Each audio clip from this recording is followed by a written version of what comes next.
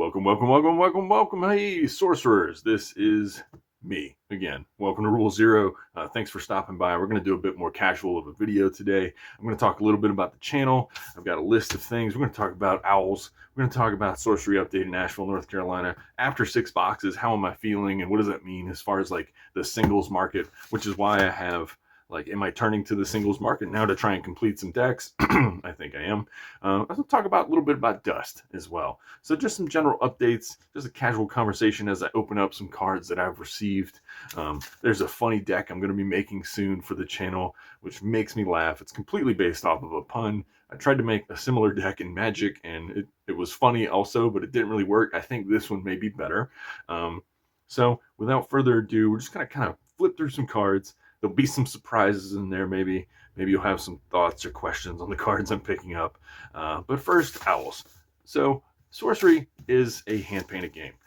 I am not, any great artist or anything, but I used to draw, cartoon, stuff like that. So I just wanted to, if people see my new kind of profile pic on different social media or on YouTube, yes, I did hand draw this thing. I didn't trace it off of anything. I was trying to draw Rule Zero logos, and there's erase marks, and then I copied it onto here and kind of did a more pen sketch, and then I put that into paint, and actually I was able to fill in with paint. So there's, I don't have a bunch of hand paints to do that. So that's the only part that's any digital thing. I just didn't want, people get crazy on YouTube. I've heard people say that the Eternal Durdles were doing AI work with their thumbnails and stuff like that, and they obviously aren't, but some people say those things. So this is to cut that all off at the pass. Yeah, I value sorcery as hand-drawn art, and so I'm trying to kind of make more authentic videos in that vein, and that goes as deep as making the logo and stuff. So Sorcery Update in Asheville, North Carolina. This is the weekend as I'm bringing this video, but it'll come out a little later. And we played games yesterday. A representative from the shop, Nick, shout out to Nick, came by and watched the flow of the game between me and my friend Jude as we were playing. He seemed invested, seemed interested. He had a couple little small quibbles. He didn't like the text box that's the text that's right above the part where it says a ordinary creature of magnificent magnitude or whatever. He doesn't like the font. So, hey, to each their own. He had already bought boxes of beta in the past, and I think he was super into that. He said he's not a super high fantasy guy, but he was into that. He didn't love Arthurian Legends that much, so not because of the product, but because of he was like, it was well-trodden ground for him. He wanted to see something new, but Gothic pulled him back in, and he was into it. So now this was all prior to him working at the shop, and I know the shop owner, and she's, I think, really interested and invested, and she's kind of put Nick on the case of trying to get this done because she's busy trying to do a million other things right now. As they move and transition to a much bigger, cooler space.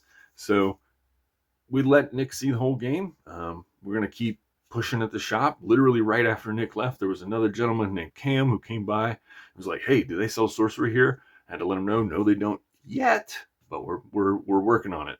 So that's where we're at with Asheville, North Carolina sorcery. It's slow, but every week we make some more gains, get more people invested, and then just random people stop by and are like, "I would love to play sorcery."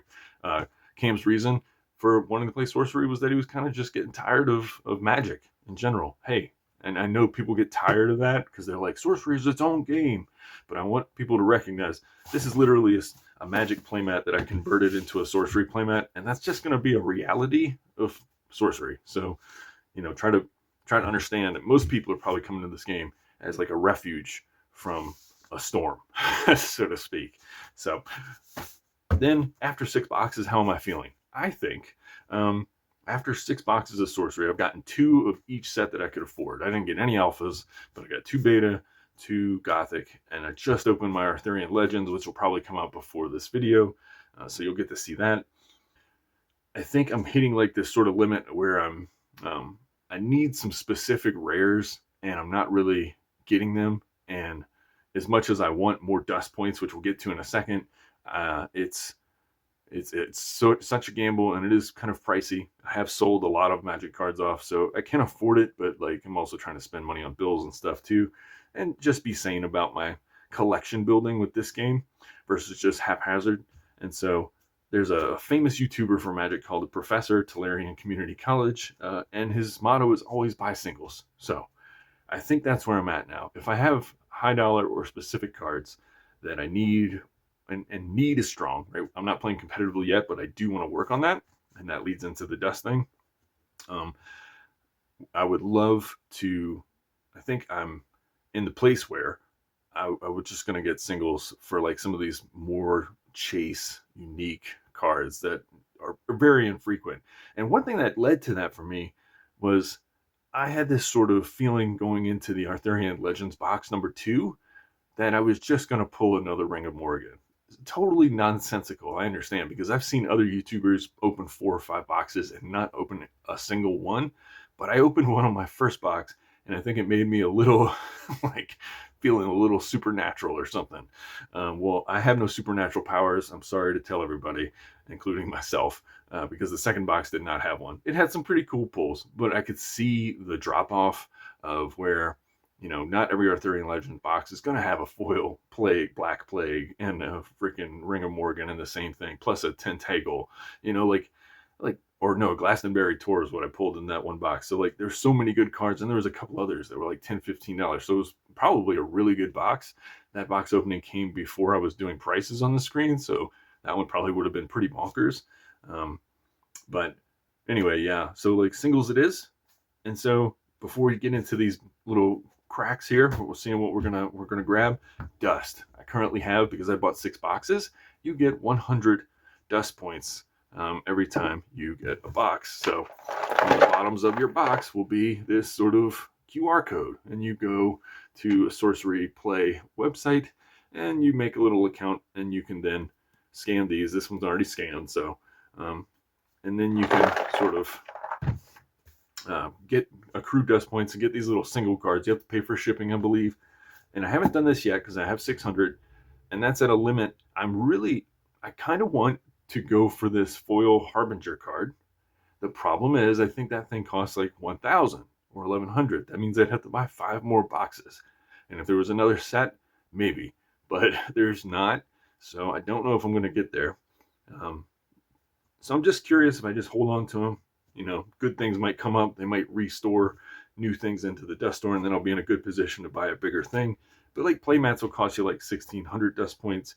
So that's 16 boxes that you'd have to buy, like 3 cases plus some. And I'm just not that kind of, I don't have that capital, yeah, capital to acquire stuff like that. So we're gonna go singles route. This is one of the places you can buy singles. Singles are getting sparse out there, particularly for this set, Gothic. And the reason being is they keep saying there's whispers everywhere that there's going to be another wave of Gothic, and there hasn't been one. So these boxes are rising in price to about $180, and you probably have to pay shipping. Great product. Love Gothic. Love the box itself. Real awesome. But with a new wave, not only will there be more cards in the ecosystem of singles, because big companies like Cold Foil Heroes will be able to crack them and open them, but right now there's just, even these guys are like running out of some singles as Sorcery starts to get more and more bumps in popularity.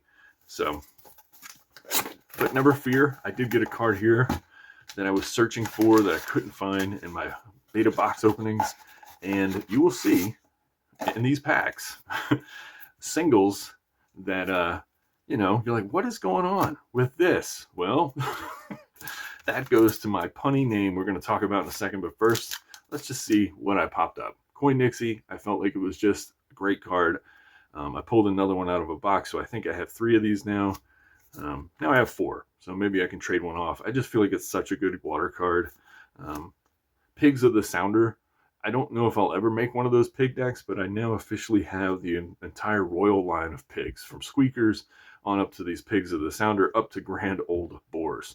So we can make some sort of piggy little decks just for fun. I might make some and like kind of use them as like beginner precons, because as I'm trying to grow the sorcery scene, I'm thinking about making some beginner precons that I can just almost give away. Then Common Sense. I talked about in a video in the past, there's certain cards that I think you want 4 of that are ordinary, and Common Sense for me was one of those. So this will give me, I have a lot of these from my beta boxes anyway, but I think this will give me some more kind of shore up, and I can play. You kind of want to have 4 in a deck usually if you're playing Earth, just because, for 2 mana it kind of lets you find the perfect answer. So Gray Wolves. What are we doing with Gray Wolves here? So I have quite a few Gray Wolves, but you can play, if you read the card, they have +1 power for each other Gray Wolf nearby. And I think this video may come out right before I have my Ed Beard Jr. deck, in which there is a dragon who cares about Gray Wolves. And so a long time ago in Magic, I wanted to make a deck based on a pun, which made me laugh, called Airwolf. This was around Magic Innistrad time, if you're familiar with that set. In that, they had werewolves. And it was like one of the first. I had a wolf deck before that was kind of based on Game of Thrones, the books back then. But, as time progressed in Magic, they had more and more wolves in the game. And I like animals a lot. Obviously, you know that if you're looking at this owl or heard me talk at all, or heard my cats on screen. But having just like a pack animal, plus you've got this little dragon that was raised by wolves. And Magic, I tried to use the colors red, blue, and green. Red and green are werewolf colors, and then blue is like a color that could give flight. And I based this all on a horrible 80s TV show, which I'll show the cover to. And by horrible, I mean lovingly horrible. One of those I consider so bad it's good. You can differ, but it's a guy, and Ernest Borgnine is an old, funny-looking actor, and Jan Michael Vincent, and there's some other people, and they're flying this giant helicopter around. It's like one of these like hyper ridiculous sort of Chuck Norris-esque 80s things where it's just an attack helicopter, and every show is about this attack helicopter, sort of like a Knight Rider or something doing some crazy stunt. And it's called Airwolf. And the idea of wolves flying through the air made me laugh. So for over a decade, I've been trying to make Airwolf. And then I get into this game. Not only do I see that the Gray Wolves are here, these are reminiscent of Timberwolves, and I bet that's an homage to old Magic, and I'll show one of those on screen. But they have a dragon in the Ed Beard set that is raised by wolves, and he literally flies. So he thinks he's an Airwolf. And it just... Sorcery is all about expressing some of probably the dumbest ideas I've ever had. So when you see some of my decks, some will be sort of competitive, some will be completely ridiculous. And since you can play as many wolves as you want, I was like, well, I need to corner the market on wolves. And I don't mean corner the market. I just need to get enough to put in deck. So along with all the wolves I have, I've added this bunch of wolves. And we've got more, but there's a surprise in the back here. And this goes back to the single I was talking about. What do we have? Can you see the edge? Do you kind of know what it is, Sorcery Heads? Can you tell what is creeping in the back? Yep. What is it? Can you see it? Yes, very expensive. Yeah, this thing was like 90 bucks. This thing is incredible. Unique relic, magnum opus. For a spell of each element cast by the bearer this turn costs 1 less. Cost reduction is a huge, basically, level up in any kind of deck you're building. This comes from beta. I was not able to get it in my 2 boxes. I really hoped I would, but, hopes and dreams often fritter away sometimes. They're fun to hold on to, but they don't last long. So I went ahead and pulled the, I don't want to say pull the trigger, I guess, but hey, I already did. So just in case YouTube's listening and is like, no, it's too violent. I don't mean it that way, YouTube. So this card just feels like it's a must-have. And so I'm trying to get to a point where I can build a competitive deck and then also have all these kind of nonsensical either beginner decks or Airwolf decks. That's the stuff that really brings me some joy. But when Sorcery comes to Asheville, I'm going to want to compete to get more dust points. You can get more dust points by competing in events, officially sanctioned events, and maybe that's the way I can get to these things, like getting the foil avatar that I wanted versus trying to just buy a bunch of product. So this is on the path to that. I feel like this is one of those cards that's almost like a Ring of Morgan, where you almost have to have it to play in sort of a competitive deck. There's tons of lists that use it. And we'll just give a shout out to Cold Foil Heroes for being a shop they're not sponsoring me at all, but they're a shop that's willing to, stock sorcery singles, and we need that in the game. We need some more people to increase the supply of cards so that they're cheaper for everyone. We need people to crack boxes, not just like me when I sell like 20 singles online, but like mass singles opening and then sale to try and help the environment, help people get their hands on cards. My friend Carl has been trying to buy cards and he hasn't been able to get them all. So, I want people like Carl to be able to like make new decks, or new players to Sorcery to make decks. Whoop. If you can read really fast and see blurry things, then you'll see what these were. This is Southpaw Spellcaster. These came from TCG Player Stores. What am I getting here? Good old Root Spider. That's for the listener who told me to put another Root Spider in my deck. Well, I got one. So now this is my third Root Spider. We're there, folks. And then, as my friend Mike always says, invest in real estate. So that's what I'm doing. These sort of dual threshold lands, they're only exceptional. They're not super expensive. They're maybe like $1 a piece, but they really make your multicolor decks, 3 and 4 color, or element, I should get used to saying element decks, run much smoother. So because they're exceptionals, you can run 3 of each. And so I've picked up some extra copies to add to what I've already kind of owned. And I just feel like these are sort of like the take your vitamins sort of picks. They're not flashy, but you feel games, you've played games where you have not been able to cast creatures or minions because you haven't hit your threshold. And that's a take your vitamins sort of moment. And then in addition, everyone's favorite, as I sold a foil Whirling Blades recently, I went ahead and picked up lots of regular Whirling Blades, and now I have enough to play the maximum amount in a deck, which is not 4, it's 3, but I figure I'm going to use some extras for other decks as well, maybe in the Airwolf deck. And then the final package, at least for now. We're going to probably have a little jump cut, and I have one more package coming in, and one day I'll add it to this video and then wrap up from there. Yes, this is another real eat your vegetables sort of moment. Joyous Guard. This card's also one of those expensive cards, but it is a unique.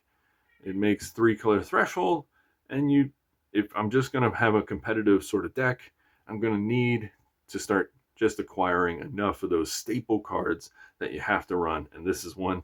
And then for good measure, just for fun. It's funny to have this in a hard case. This card's like 30 cents, but yeah, just for good measure. A couple more Whirling Blades. You can't have enough of them. It's maybe one of the most powerful exceptional cards in all of Sorcery. Well, we're going to go ahead, jump cut, and then crack that second package open. Hello, hello, hello.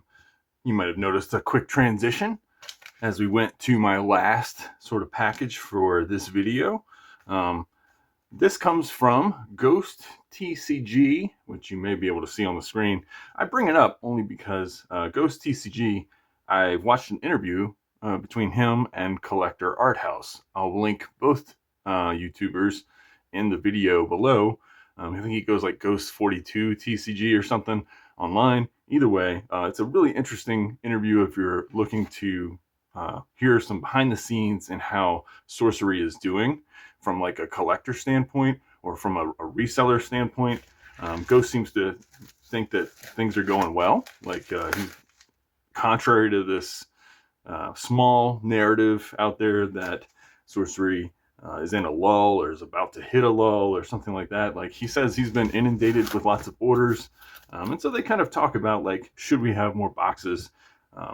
You may notice Rule 0 comments underneath on that video, and I do believe that we need more boxes in the ecosystem, just because one of the hiccups we've been having, and we'll get through it, but one of the hiccups we've been having, I think, with getting Sorcery going at the local game store is that the idea of draft is neat in theory, but we're just unable to do that kind of thing to get a lot of players invested and like only having a small buy-in of like, $15-20 or whatever.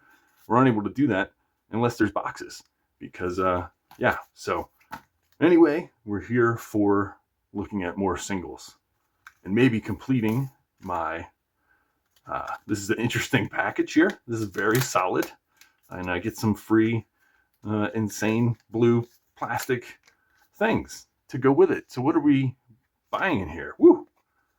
Dingdefend.com. I don't know what that is. But I guess it's effective advertising because now I'm here like opening it on the channel. If it's a bad company, don't go there. Let's turn that over. Sounds funny. What are we getting here? We've got, dun, dun, dun, dun. Oh, we got a few packages here. We got one in the middle. Let's open this one up first. What is this? We've got, Battle Mage. I did not manage to pull a Battle Mage in any of my, let's get some more light there, in any of my boxes. So tap, player, draw a site. Whenever Battle Mage attacks, kill an enemy, you may draw a spell. So now I get to live that dream. It's got 3 power and toughness of having this and a Blade Dancer, and then I can pit them together to finally answer the question, who's better? Got ourselves another Craterize. I noticed I only had one of these. I thought I had 2. It is an Elite Magic, and I only had 1. So now I have 2. Huzzah. Imperial Road. This seemed like an interesting strategy to me. Genesis, target opponent, then you may play a site adjacent to this one. My idea is that I'm building a deck. You'll probably see it very soon, called Imminent Domain. And it is just about expanding and destroying lands and just, yeah, being a terrible developer. So I bought 2 of these because it is elite. I bought this site because this art is stunning to me. Mirage, an elite site of uncertain apprehension. When played, you may return a site and play you own to your hand to play this site in its place. I guess if you're going to get those Genesis abilities, this allows you to get them again. But the art reminds me of a painting, and I cannot remember the name of it. Maybe you'll guess it as you see this. But it's a very famous American painting, and I'll post it here in the corner. So I just had to have it because I love the art. Standing Stones, an elite site where ley lines converge. Minions here are spellcasters. Kind of cool. Very pretty art. Figure I'd put it in the Druid deck. And then what else did we get? We got, another Tentacle. Yes, you'll notice that we just got one of these in a box, and now I have one that I can trade away. But it's really pretty art. I ordered these before I got that other box, thinking, let me just go ahead and invest in real estate, as my friend Mike says, because the chance that those sites go down in value is pretty low, I would imagine. And there's a chance that they go up in value. Speaking of, pretty certain what we got here. Yeah. Caerleon upon Usk, a unique site in City of Legions. This is earth, fire, and water. Only provides mana and threshold while in your back row. This is one of those tri-lands. I wasn't getting these in boxes, so I figured I needed to go ahead, kind of suck it up, and order them as singles. But happy to support old Ghost TCG and any other single sellers out there. So thank you for watching this interesting little experiment here on my part. See if you'd like it, don't like it, that's okay. You can comment below, let me know. We'll see how it does. Yeah, it's just an opportunity to have conversations with you about different things, different updates. Until next time, when I see you in the realm.